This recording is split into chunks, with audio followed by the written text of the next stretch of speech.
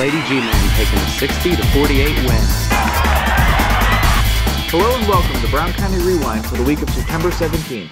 I'm Brian Peck, and here's the latest. Longtime teacher and Title I reading specialist for the Ripley Union Lewis Huntington Schools, Thelma Poff announced her retirement to the District Board of Education in a meeting last week. Poff started her career teaching 3rd and 7th grade at Higginsport School before her retirement in 1987. She accepted a job with the RULH School District as a reading specialist and has been instrumental in obtaining library books, computers, and other programs for the students to use. The RULH Board of Education accepted Poff's retirement with regret. In other RULH news, former high school principal Todd Music's employment with the district was officially terminated by the Board of Education in a meeting last week. The termination followed an impartial hearing earlier this year to see if the district was justified in terminating Music's contract in January of this year. Bruce McIntosh, who acted as an independent arbiter for the case, stated the district had just cause to terminate Music's contract in January based on information brought forward in the hearings. The district has since hired Sue Skinner as principal of the high school. A Mount Orab resident was sentenced to 10 years in prison for firing a gun at police officers during an April 26 incident this week. John Pringle, who was initially indicted for 9 charges ranging from assault on a police officer with a deadly weapon, domestic abuse, and attempted murder, appeared in court on September 14th for a competency hearing. After Common Pleas Judge Scott Gusweiler determined Pringle was competent to stand trial, Pringle changed his plea from not guilty due to insanity to guilty. In exchange, 7 of the charges were dropped. Pringle was sentenced to 10 years in prison for assault on a police officer due to a weapons specification and 90 days in prison for 1 domestic abuse charge. The 2 prison terms will run concurrent. We now go to Michael Arthur with more news.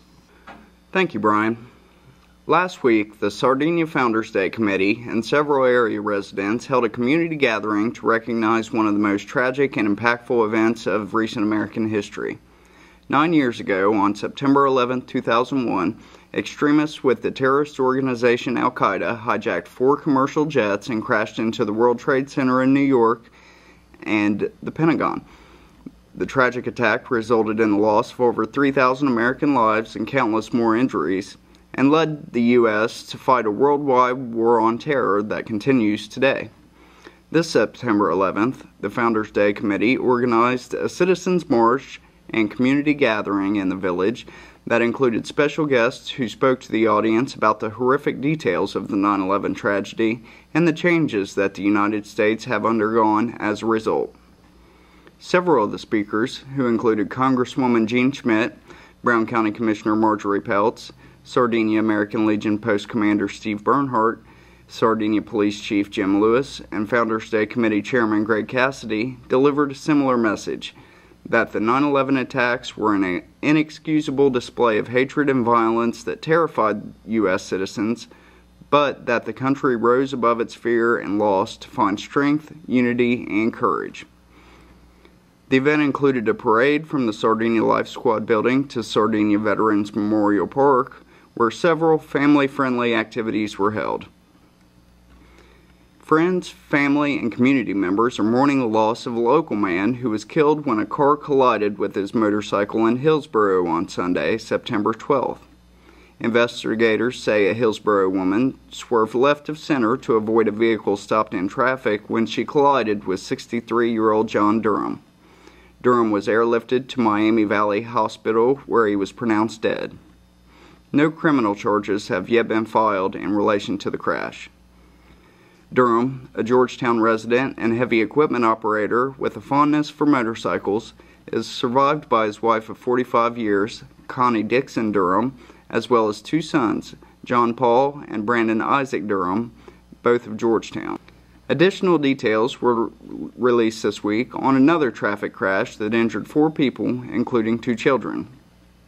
All 4 individuals involved in the Byrd Township crash on State Route 125 near Decatur September 9th were transported to area hospitals for treatment of injuries sustained in the crash. According to the Ohio State Highway Patrol, A Ford F-150 pickup truck, driven by 18-year-old Bianca Brock, collided head-on with a Dodge Neon, driven by Jillian Truitt after Brock's vehicle traveled off the right side of the roadway, overcorrected, and entered the path of oncoming traffic. Truitt, 33, of Hammersville, suffered from life-threatening injuries and was airlifted by Omniflight to University Hospital in Cincinnati. 2 passengers in Truitt's car, 10-year-old Michael Collett and 1-year-old Ethan Wright, were taken to Children's Hospital with serious injuries. A Hammersville resident was transported by Georgetown EMS for treatment of non-life-threatening injuries sustained in the crash.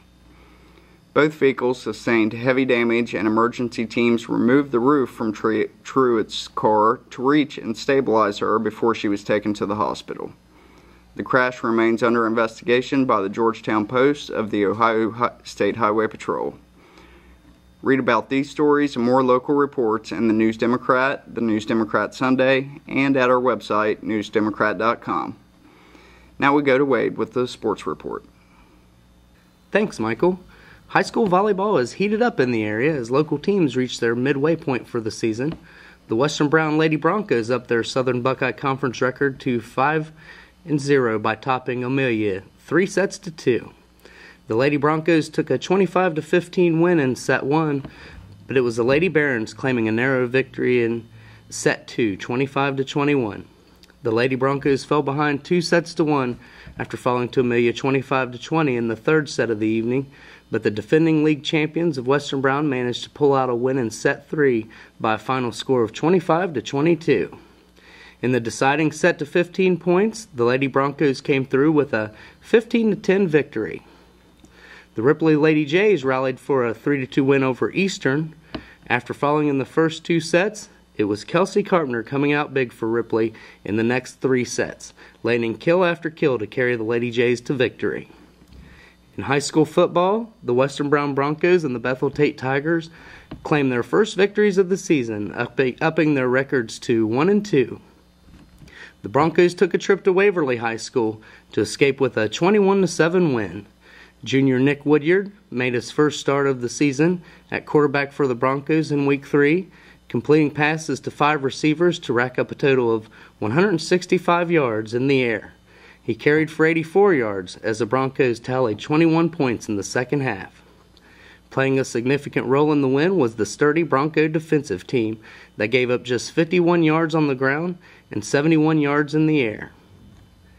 For the first time since 1999, the Bethel Tate Tigers came out victorious over the Goshen Warriors, the defending Southern Buckeye Conference American Division champions, in a bout at Bethel Tate. The Tigers jumped to a 14-0 lead in the first half. Their lead lasted until the fourth quarter, when the Warriors rallied to score off a touchdown and a safety to cut the lead to 14-9. It was a goal line stand by the Tiger defense near the end of the game that sealed the win. The Fayetteville Perry Rockets fell to the Williamsburg Wildcats 54-7 in Week 3 on the gridiron. In high school soccer, the Georgetown G-Men captured a 3-2 win over visiting Blanchester on Monday, but the Lady G-Men weren't so fortunate, suffering a 6-0 loss. The Ripley Blue Jays and the Eastern Warriors tied 1-1 in the Southern Hills League soccer battle on September 10th. The tie put the Blue Jays in second place in the battle for this year's league title, behind the Lynchburg Clay Mustangs and the Eastern Warriors, who are tied for first place. In high school cross country last weekend, John Walker led the Broncos to a first place finish out of 13 total teams at the Bethel Tate Invitational. Georgetown's Nick McAfee topped all individual runners with a first place finish. Senior Shelby Gibbons led the Western Brown Lady Broncos to a runner-up finish in the high school girls race, while freshman Kylie Watson led the Georgetown Lady G-Men to a third-place finish of 8 full teams. That does it for sports this week. Good luck to all our athletes, and for more on local sports, be sure to check out the Thursday News Democrat on store shelves now.